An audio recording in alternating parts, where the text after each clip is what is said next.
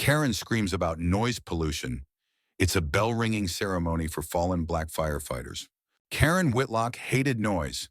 Not just any noise, public noise. Kids laughing too loud in the park. Music from passing cars. Wind chimes clinking in her neighbor's yard. But what she loathed most was anything that disrupted her version of peace. Her home in Stonebridge Heights, a gated, predominantly white community in Virginia, was her domain. She had once boasted to a friend, "People around here know to keep things proper." Karen considered herself a defender of standards, and if she didn't approve, she complained loudly.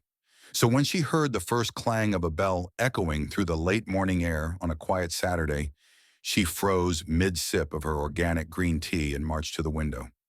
In the park across the street, a group of people had gathered.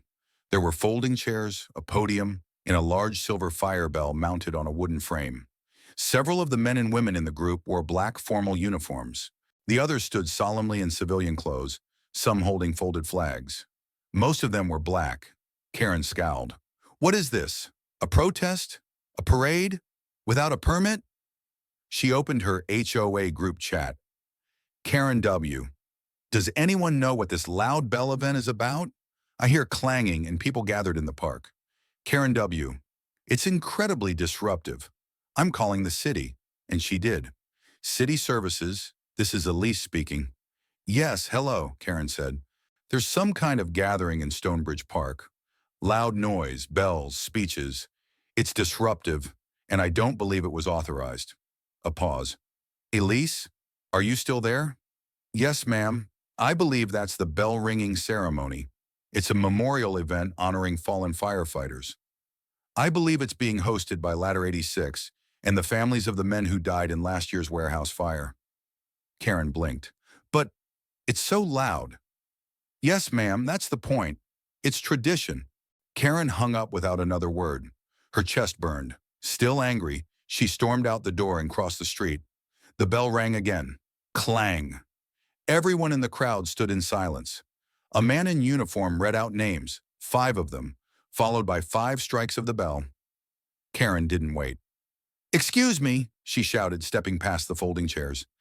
"This is a neighborhood. Some of us are trying to enjoy a quiet Saturday. You can't just—" A hush swept over the crowd.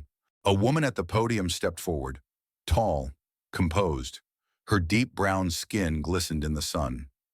Her uniform bore the insignia of a fire captain. A small black ribbon was pinned to her chest. "Ma'am, we're honoring the lives of 5 men who died in the line of duty. This bell is for them." Karen scoffed. "There are noise ordinances, and frankly, I don't think it's appropriate to turn a public park into a protest." A ripple of outrage moved through the crowd. A teenager pulled out his phone. Others began to record. The captain's eyes narrowed. "This is not a protest. This is a memorial. That bell is a centuries-old firefighter tradition. You are interrupting a sacred ceremony." "I didn't interrupt. I just asked a question." "No, ma'am," the captain said, her voice low and even. "You screamed at mourners." Karen looked around. All eyes were on her. By the time Karen made it home, she was already trending. A clip titled "Woman Interrupts Memorial for Black Firefighters, Screams About Noise" had over 200,000 views within hours. Twitter exploded. "You can't even let them grieve? Imagine being this hateful and entitled." Karen screamed during a eulogy. A eulogy. News outlets picked it up. The local fire department issued a statement defending the ceremony and calling the interruption disrespectful and harmful to the families of the fallen. The mayor's office followed. "We are deeply saddened that a citizen chose to disrupt a moment of shared grief and honor." Karen received hundreds of emails, some cruel, some heartbroken. Most demanded accountability. Her HOA board suspended her privileges. A petition began circulating to bar her from attending city council meetings. What broke Karen wasn't the backlash. It was the letter, handwritten, delivered the next morning. "Dear Ms. Whitlock, my brother Jamal was one of the firefighters we honored yesterday. He was the youngest of us, the kindest. He died saving 2 children in that warehouse fire. We rang the bell because he deserved to be remembered. And you screamed during his name. I hope one day someone remembers you more kindly than you remembered him. Ava Hill." Karen sat at her kitchen table, the letter trembling in her hands. For the first time, she cried. 3 days later, Karen stood outside the fire station. She wore no makeup. Her hands shook. She hadn't called ahead. She just walked in. Inside, she found Captain Ava Hill sitting at her desk. Karen spoke softly. I know I'm the last person you want to see, but I read your letter, and I needed to say this to your face. Ava didn't move. I was wrong. I thought I was protecting something. Order, peace, I don't know. But all I did was show how blind I've been. How selfish. Silence. I can't undo it, but I want to learn. I want to understand what that bell meant. I want to honor your brother's name. Ava looked up. You can start by listening. Karen began volunteering at the Memorial Foundation for Fallen Firefighters.